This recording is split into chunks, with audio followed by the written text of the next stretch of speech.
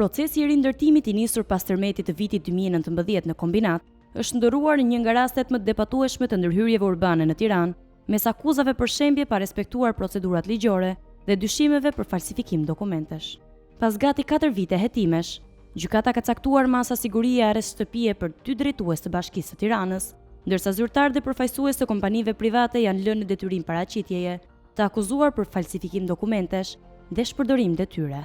Sipas avokates Irena Dule, që përfaqëson banorët në disa çështje gjyqësore, problematika kryesore qëndron tek mungesa e procedurave të rregullta administrative dhe shkeljet në zinxhirin vendimarrës.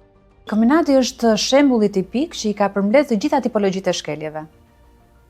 Të gjitha tipologjitë them që nga momenti që vendimet janë marrë duke shkelur gjithë procedurat, po dhe duke se nuk është thjesht çështje e shkeljeve të procedurave se u bë ky akti këtu apo mungoi akti aty. Aty ka patur shkelje që çuan deri në nivel falsifikimesh. Avokatja Dule tregon se në disa raste mungohen aktet paraprake ligjore, ndërsa në të tjera janë përdorur dokumenta apo ekspertiza të pasakta, duke ngritur dyshime për mënyrën se si janë marrë vendimet për shembje.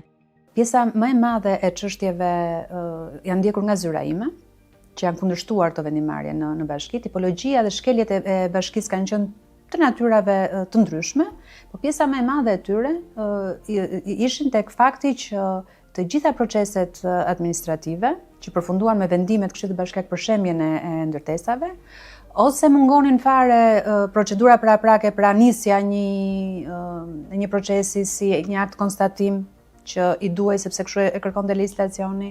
Projekti I rindërtimit kombinart synonte transformimin e zonës në një lagje moderne, por për shumë banor u kthye në një proces të gjatë pasigurie dhe betejash ligjore.